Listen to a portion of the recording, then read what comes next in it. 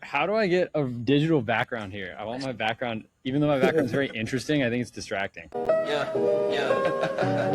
Bruce. Bruce. Welcome back, everyone, to the Bizarro Brews podcast. This is the accounting founder series we're doing today. Today, we have two very special guests.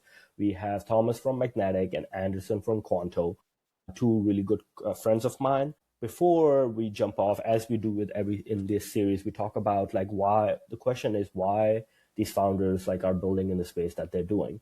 First off, we'll start off with Thomas over here. Thomas, you finished off, you went to Maryland, then you went to Carnegie Mellon, you started a company, and you ended up at Zynga for building a product over there. Then you were at Keeper, where you were the head of product over there. What led you to start having those experiences in gaming and at the same time into tax, and then decided on, hey, I want to go ahead and build tax prep?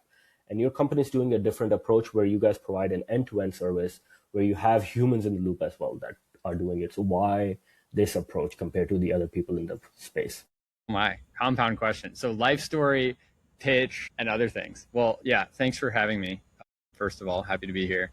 All right, I can try to break it down a little bit. So yeah, what's sort of my background? What does Magnetic do now? And how did we go from one to the other?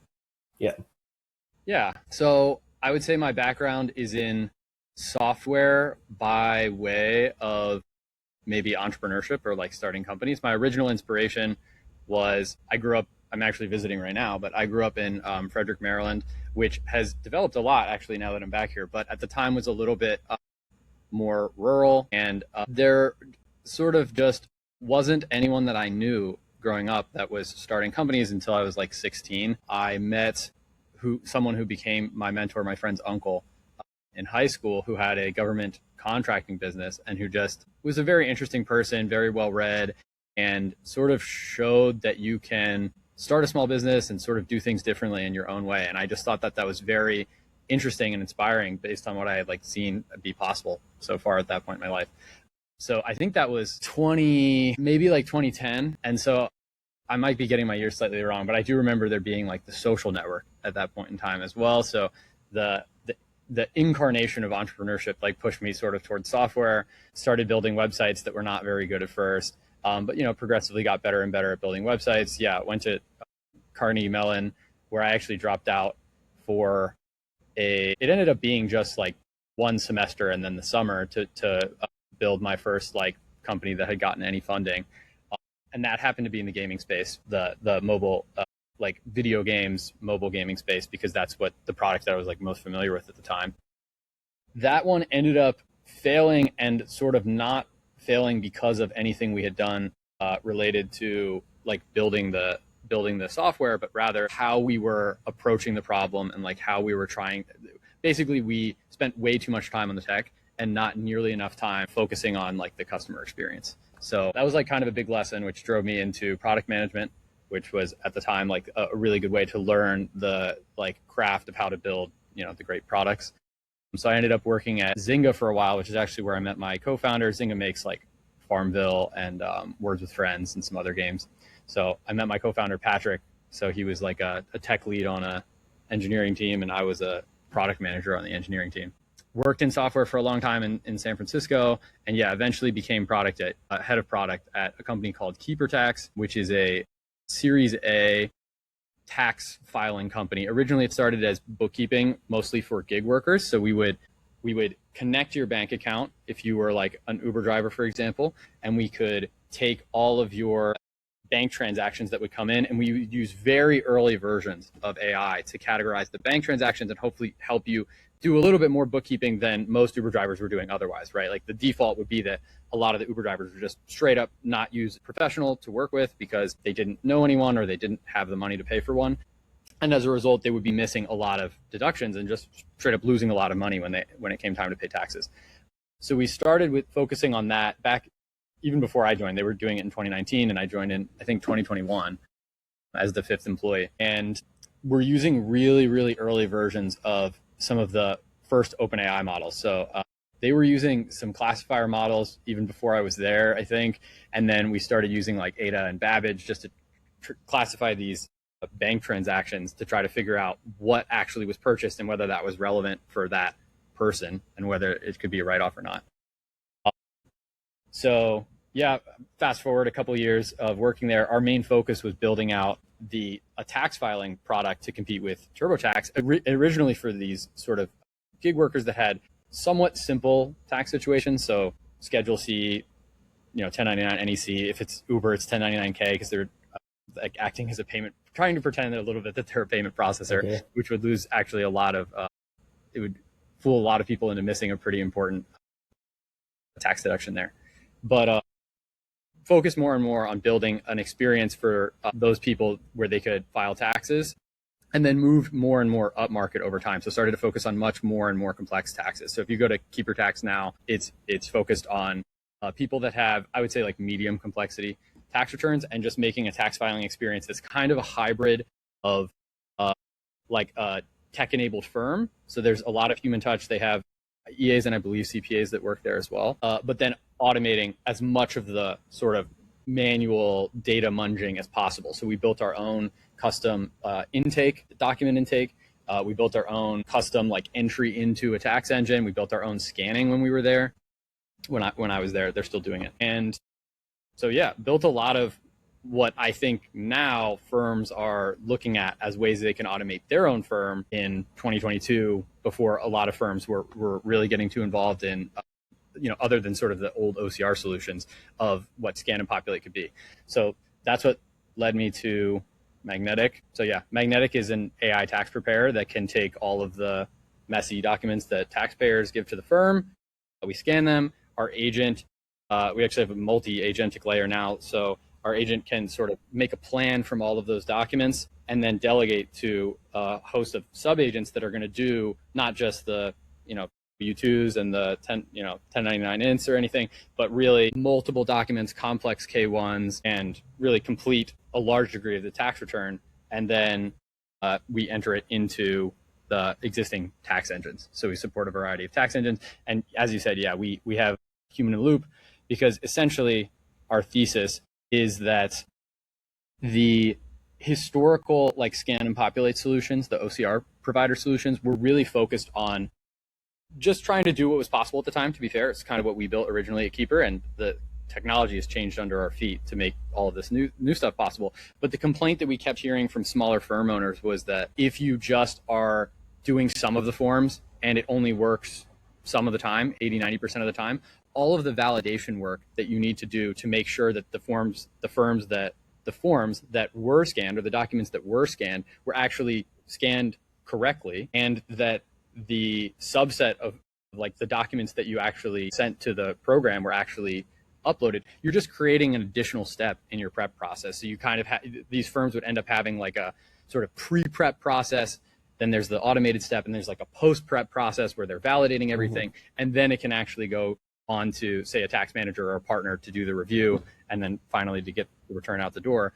And basically firms were just saying, that doesn't save me time. That kind of like moves the work around a little bit, and maybe I can get a more junior person than what was previously possible to do it. And that's great if you're a top 200, but it's a lot harder for small and mid-sized firms to get value out of that. And so the common story we would see is that the small and mid-sized firms would try out these OCR solutions, but they would use it for like a year, and then they would go back to just doing it manually because it wasn't really saving enough time. So our thesis is that we have to get the returns all the way from just a jumble of documents to review ready. And when we say review ready, we put our money where our mouth is there. So if we make a mistake in that prep process, if it's incomplete, or if there's something wrong with it, where the firm ends up having to correct that, even though we had the information that was necessary to do it correctly, they don't have to pay for that return. So it's a free return. And we think that that's essentially like the key to unlocking a lot of the value, especially for the small and mid-sized firms. And then where does this human in the loop come in? Like, where does this process, so you have the agents and you have the sub-agents. So then once the return gets prepped, is that when your internal person reviewing it and before sending it to the client? That's right. So from the firm perspective, it's basically just submit documents to us. We process it, you get it back. So all of the human in the loop stuff is handled by us on our end behind the scenes. So they would send it to us. We scan it. The agent figures out what it needs to do. Then it enters it into the tax engine. We have a review team of EAs and CPAs in the United States that come in and check to make sure. And we have a system basically for them, like an admin tool that allows them to focus on things that the system was either highly confident in and say, okay, we're not going to spend that much time on reviewing these basic forms. Like we know this was scanned correctly.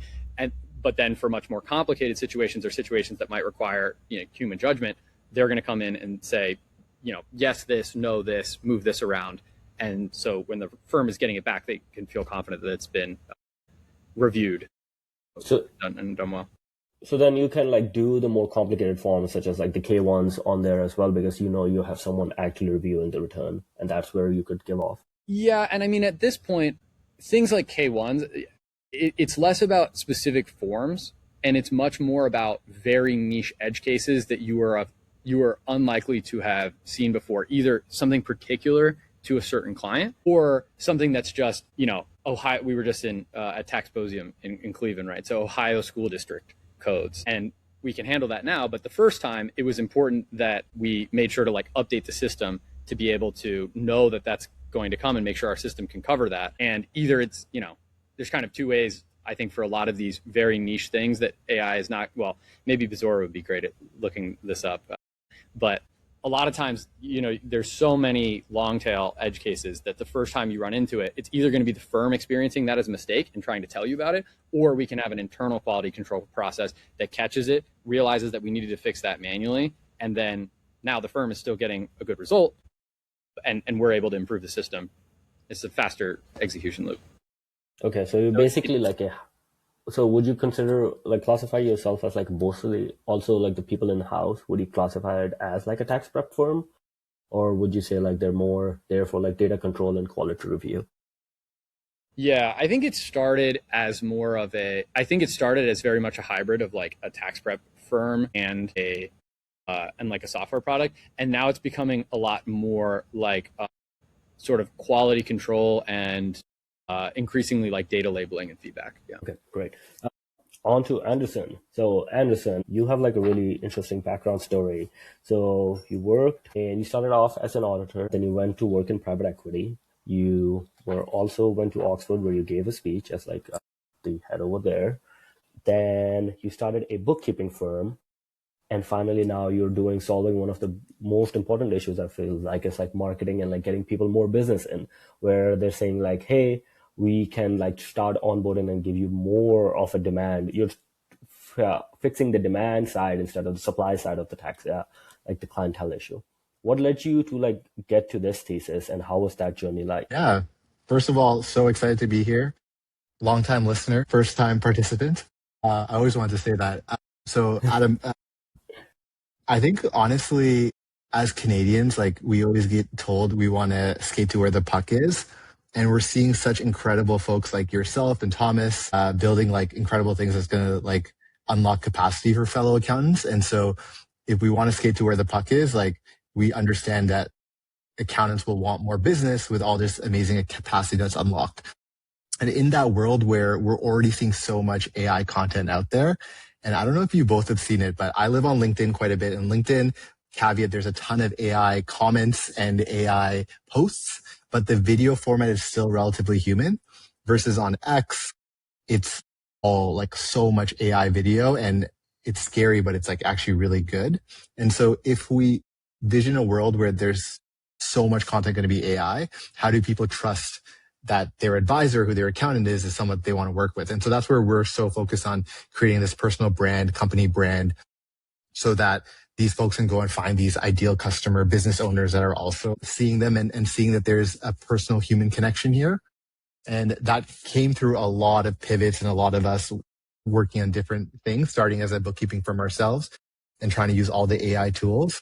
And then just really with all the demand that was coming to us from LinkedIn, we realized, hey, why don't we do what's working for us on LinkedIn to our customers? And that's kind of what caused us to come all the way here, which we're super excited about. And it kind of feels like our true DNA as a company.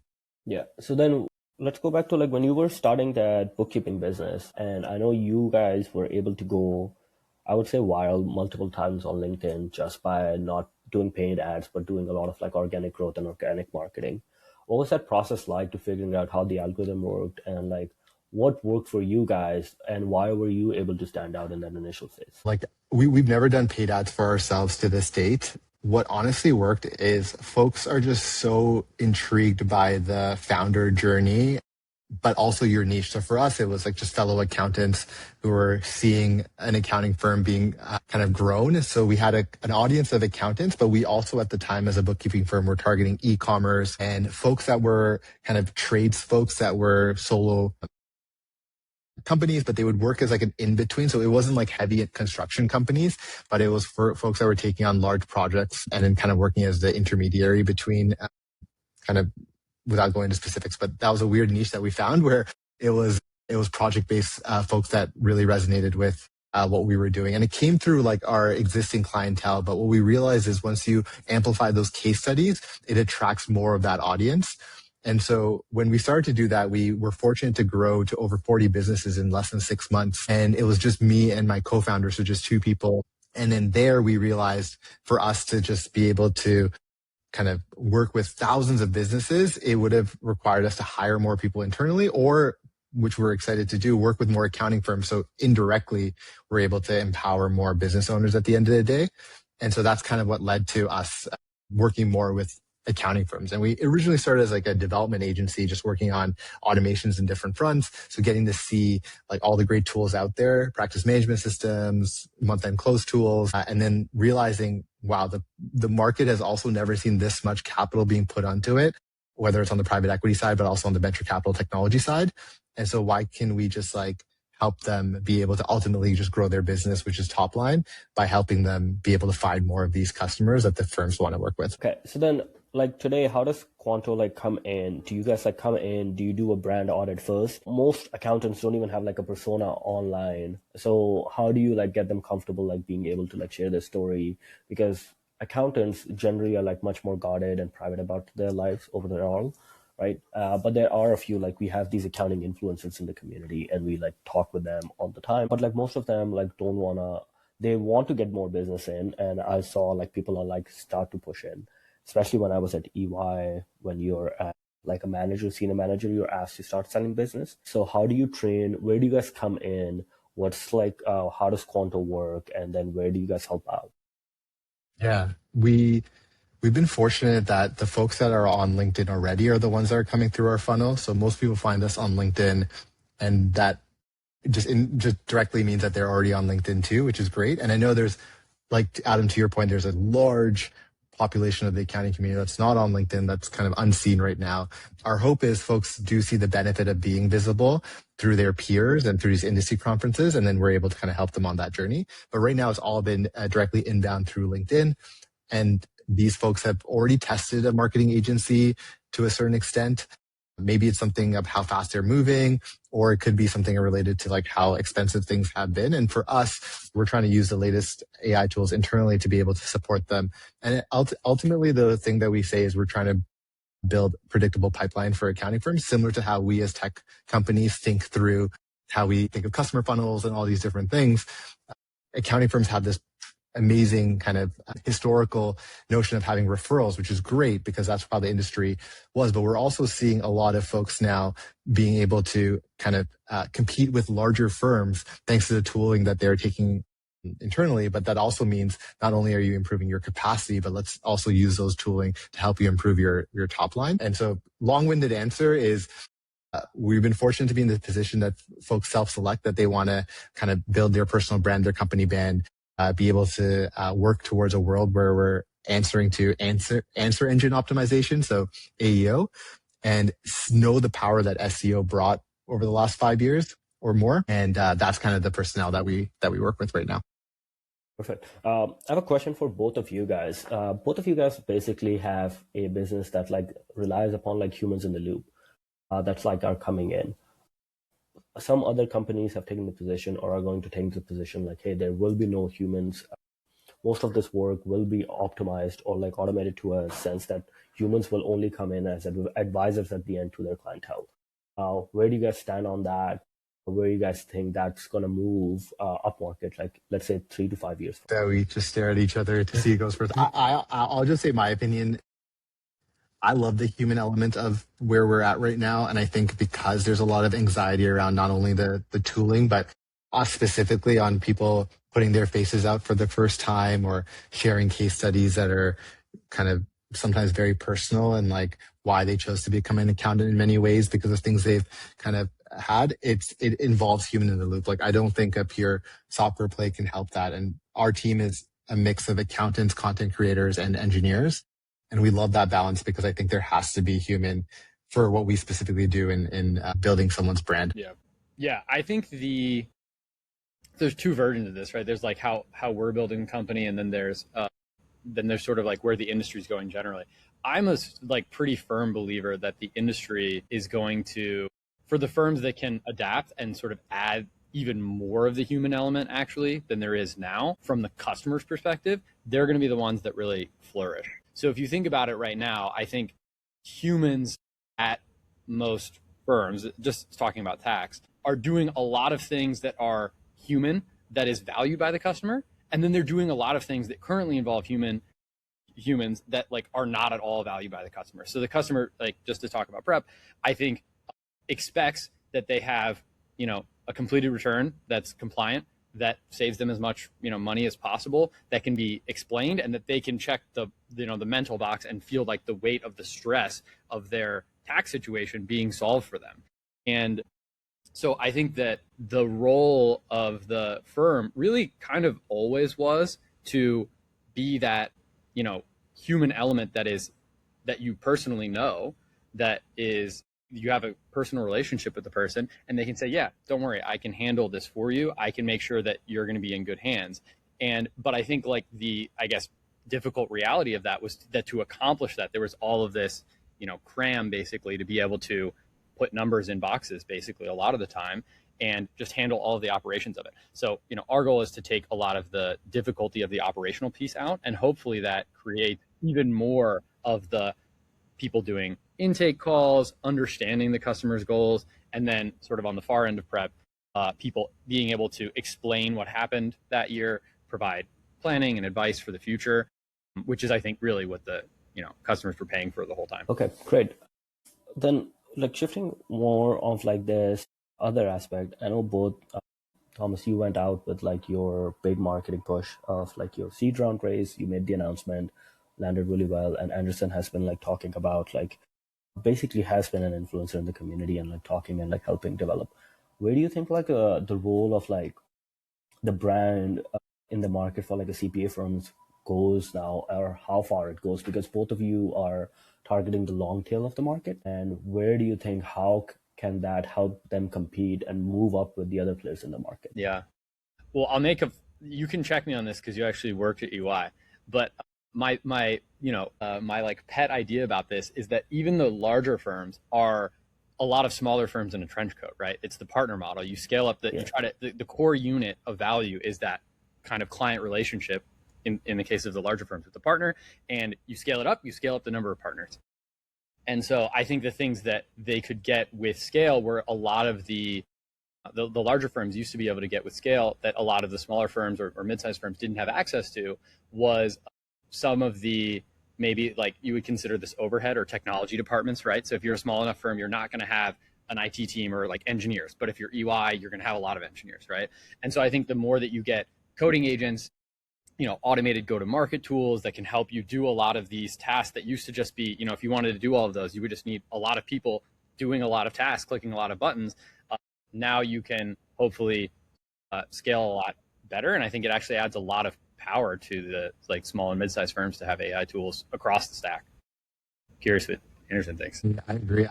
The comparison we always love to make in this kind of age of AI where software is like so easily made, caveat not at like the enterprise scalable stage, but for lifestyle businesses, we found a lot of my friends who started their own accounting firms are just obsessed with just what they're able to do with Claude right now.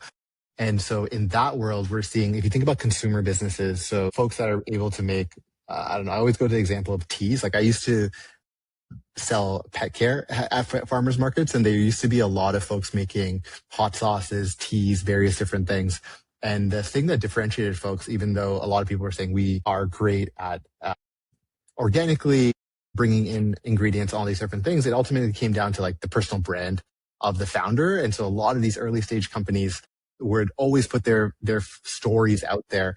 And we're starting to see that now in B2B, where this is why there's the head of CEO content has become a huge role in these large companies paying like very high salaries, because people have seen that folks can build their own kind of distribution channel. And we've had a lot of inbound actually from larger firms, which I was pretty shocked about, where folks were like, is there any way you can help our emerging partner base be able to build their own clientele? Just because, like how Thomas said, they treat each kind of partner as their own mini business. But then in that case, each partner will eventually need to build their own brand so that they can bring in their own clientele. And so I think this is a trend that's going to be skyrocketing even more. And I think this was kind of mentioned from the folks at Kick when we heard them at Scaling New Heights, but they had this analogy of the big four turning into the big 40,000. And I think when Conrad mentioned that on stage, it really resonated to what we're seeing from our discovery calls of folks being like, hey, I want to start my own firm, whether it's they're coming from a larger firm or they're getting promoted and need to build out a client base. Yeah. Yeah. So I was like going to bring that up, like the big 40,000. So these firms, yes, I agree. They're their own like mini kingdoms, or like these smaller kingdoms of like all these like big four, or like, let's say like the top 25, right? In this case, but then they have this overall strategy. So they can't go out and like do some of the things that the smaller firms could do, right? They can push because they would need, if they have a go-to-market strategy, they would need approval from legal, they would need approval from marketing before they can implement it. I think one of the unfair advantages that smaller firms have is right now the experimentation part on like how much they could push through coming in from there. So are you guys both seeing that most of your inbound customers are coming in from people who were at bigger companies now starting their own firm, and now they're saying, hey, we want to scale and compete with them and go head to head? I think we have two people that are, it's like a smaller firm, three partners, all like ex big four. But I've seen it really from all over the board. You know, I've been surprised the degree to which it seems more based on the owner's disposition and what they're interested in. I mean, I talked actually at Taxposium to a gentleman that owned, I think they were a 12-person firm in New Jersey, and it's over 40 years old, 50 years old. He works with his father-in-law actually. And you know, you would not necessarily say that that's like the big four diaspora, the people that saw tech in place and then like went out on their own to beat it. But he's on Claude all day, every day. And so I think it really is just about if it kind of scratches the owner's itch and they see just like what an amazing opportunity it can be for their business. And obviously I see it all over the spectrum, from solo firm owners there's obviously some really compelling use cases for how they can be like a one man band now, all the way to some of the like larger 50 or 60 person firms. Yeah, we actually created a form internally just to track the demographic of our calls getting booked, and it kind of is divided, I'd say, if I had to bucket it pretty easily, into three buckets. The smallest bucket, to be honest, is like from the mid-sized large firms. That's predominantly because all of our inbounds also come from LinkedIn. And there's more kind of the smaller 1 to 10 million firm owners that are on LinkedIn because they're also trying to find business there or trying to hire talent there. So the first one is, the smaller, the mid-sized larger firms, more like their operating partner or technology person trying to like inbound, just trying to learn about other tools that they can maybe bring through their procurement process. The second one, most highest that we get, is kind of that 1 to 10 million firm owner that's either trying to do smaller tuck-ins inorganically to grow, who also has the ambition to grow organically. And then the newest one, which it ebbs and flows within season, to be honest, but a lot of non-accountants, kind of finance professionals that are interested to start either buying a firm or even starting a bookkeeping practice that might not require kind of a designation or don't have the expertise to do tax things, seeing the crazy multiples out there that folks are buying accounting firms with, or just how bad the job market is, to be honest, and thinking in this age of AI, I can start something. And because I'm a finance professional, I understand numbers to a certain extent, which is true. So we get excited by that demographic too. But I was just really intrigued by that. Like, we've had a lot of M&A brokers recently reach out being like, hey, can I start a bookkeeping practice so I can follow these companies throughout their life cycle and then also then help them on the M&A front? Because I think just helping on the M&A front is going to be quite like commoditized by some of these accounting firms who are starting to do M&A work now that they can have more capacity and tooling to do things. So very cool shift that we're seeing and the conversations coming up even at kind of the smaller stage. Thomas, are you seeing that too, where it's like people coming in, wanted to start their own firm, like Yes. have no tax background, and like, because basically you guys are taking on the risk mitigation. You're No, taking. we have a customer like that actually, so that like resonates. And yeah, I think it's a combination. Yeah, in some ways, I think it's the the new search fund kind of thing of old, that was doing track and dog grooming studios a couple of years ago, and now like AI makes it possible with knowledge work.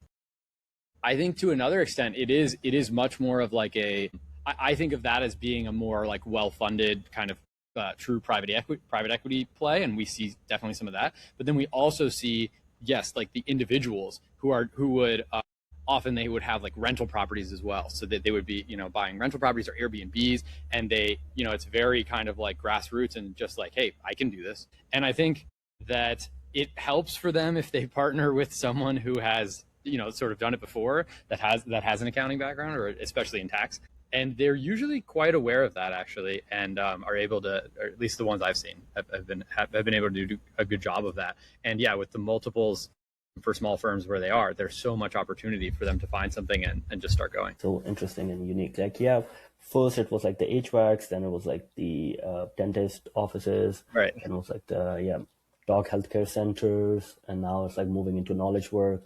We'll see, but it's like also then there's a push of like the legacy companies too, right? And then people saying like, hey, you did not earn your keep, what are you doing here? And then I probably see that rift as well. People are pushing it in. But Anderson, I have a question. Like, let's say I'm a CPA who's practicing, or an EA that's practicing. I have a firm that's like a few years old. I've been in the business. I have no brand presence on there. What could I do for the next month, next week, next month, next 6 months, next year, just to get started? Yeah. The number one thing I always tell accountants who have been around for a few years is clearly there's customers that really like you, which is why you're still alive. And what that means is you have incredible data about why they like to work with you. And that is typically in your meeting notes, or it could even be in like your staff or your mind. And so what we first do when we onboard folks is tell us who your favorite customers are. And I'm sure it's in the meeting notes, and hopefully folks are using a meeting note recorder, and there's a ton out there, and hopefully one of them sponsors the Zora Brews one day. But I would say there's so much context there. So pull that out. And then if needed, you can have a conversation with those folks specifically saying, hey, I want to build a case study around why you like working with us so much.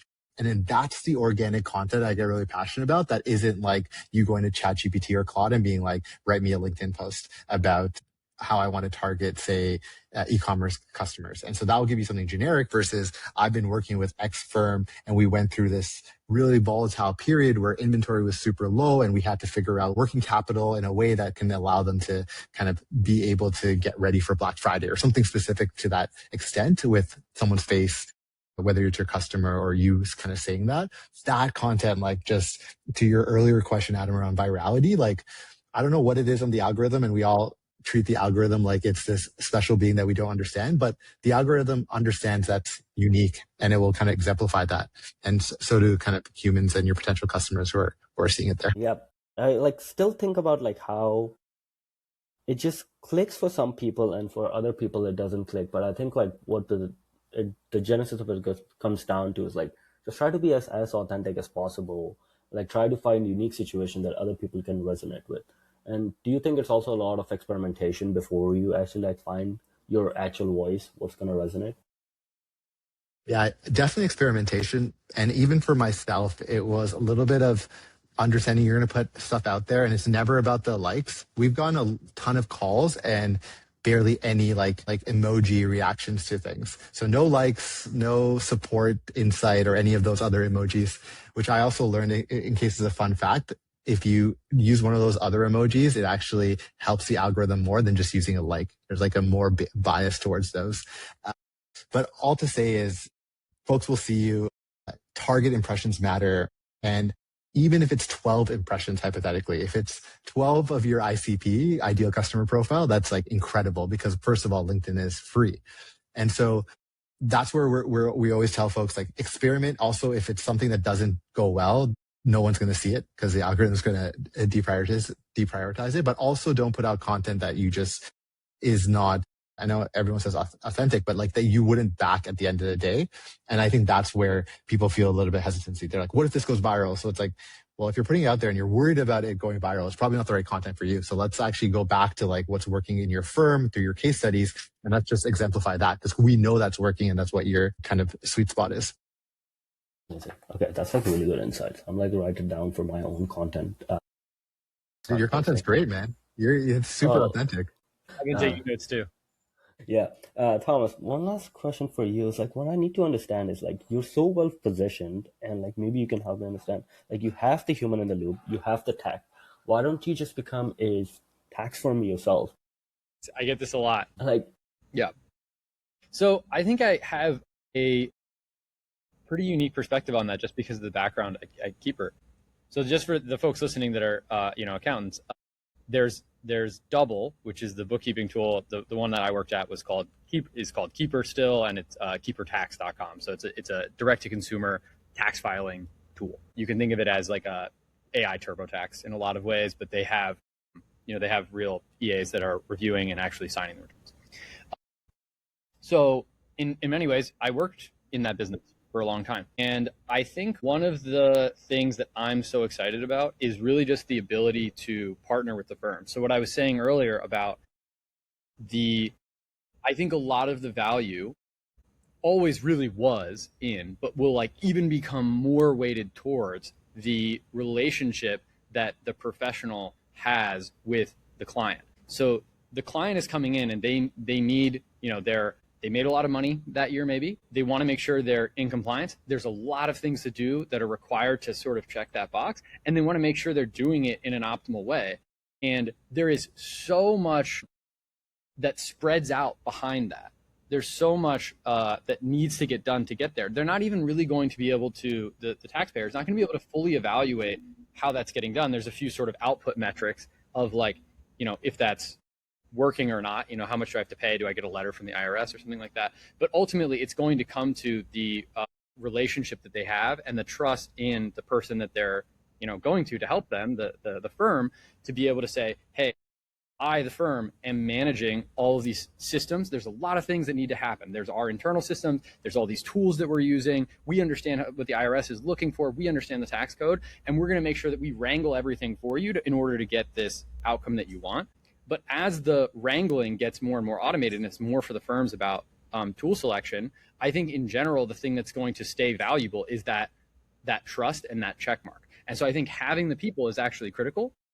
If I want to build a tech company, and I think that the thing that we're particularly good at is, building the technology that's going to do this piece of the flow that has pretty defined, inputs and outputs, right? The input is all of the documents, which, by the way, getting those documents in the first place requires a lot of talking to the customer, understanding their situation, knowing if they maybe didn't send you something that there would be no documentation about, but you can just kind of sense that maybe they should have that, and helping them through the process of finding those things, which can be pretty, if they're paying you to check a box, it can be a little stressful. So there's all this mess sort of on the front end. The firm does an amazing job of getting it down to something relatively, defined as input, which is all of the relevant tax documents and then the prior year software file.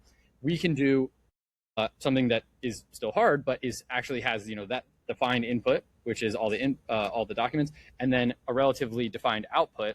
It's a little difficult to like perfectly pin down what is a perfect tax return, but if you show 10 professionals, they're gonna know what good looks like when they see it. So it's still actually a relatively defined output of, yep, let's get this return in a good spot, and then it expands massively again because now it's about the follow up from that tax year to the customer. What should they do in the future? Are they feeling confident about what happened? If their tax burden changed this year, can you explain that to them and help them understand why that happened and why that still might be correct and make them feel okay and like they have a plan going forward? And that's what they're really paying all the money for. If we try to start doing all of that and we pull the human out of it, I don't think that people are going to want to pay for that. I don't think that the customers are going to get that amount of value. They might still get, TurboTax or slightly above TurboTax levels of value from that, but they're not going to get, accounting firm prices levels of value around that. And they're going to, I think a lot of times you're either not going to get retention, you're not going to get their price point. It's just not going to have the ultimately that feeling of trust that people feel value and feel comfortable paying for. And then if we keep all of the people in and on our direct payroll, well, now we're running a firm. We're not specializing in the thing we're good at anymore. We're trying to be a tech-enabled firm, which I think is a very good thing for people that are, actually good at running firms. We're not good at running firms. We're good at writing software. So okay. I think there's an amazing partnership there, and I'd rather focus on that. I think all of the hubbub around, we should just buy a bunch of firms and we can just do it all ourselves. It underestimates the complexity of building that great customer experience. Just because the tools can do a lot of things now doesn't mean they can do everything. Yeah. Yep. No. Okay. Really good. Amazing insight. I think it's like levels down to like both of your guys are like really focusing on your core competencies. What are like your unfair advantages and like really doing really well in the space. Okay. So as we go wrap this up, like what conferences is your team like going next to? Where are we going to catch you next? And how do the users get in touch with you? I'll kick it off. For those listening on audio, you're just seeing a lot of funny faces. And so you can definitely find us on LinkedIn, Anderson Petergeorge. We'd love to chat with folks on LinkedIn, and we love to share tips on LinkedIn as well and how you can grow your presence. We'll be at Bridging the Gap. We're actually hosting a session on how you can use $30 AI tools to be able to kind of help in various different aspects, from growing your firm to better communication. And I know Adam and Thomas are going to be there too. So excited to shout you guys out if you'll be in the room then. And we'll probably be at QuickBooks Connect later in the year, and then most likely Digital CPA. I'm not sure where it's based, but those are probably the three we got left for the year. Yeah, you can find us on LinkedIn as well. Magnetic on LinkedIn. You can check out the website at magnetictax.com. We're going to be at more conferences than I can actually count. We'll definitely be at Bridging the Gap and NAEA. I think we're going to be at PASBA. We're going to be at several more that I can't remember. So if you're on the conference circuit, we'll probably run into you. But yeah, love to catch up with everyone on LinkedIn. I think we need to work with Anderson to start posting more, so it's more LinkedIn presence. I'm always here to share tips. Perfect. Well, thank you so much, guys. Really appreciate it. And as always, like really great catching up with both of you. And for the listeners, as always, stay curious, guys. This is Adam from Zero Brew signing off. All right, take care. Yeah, Bruce.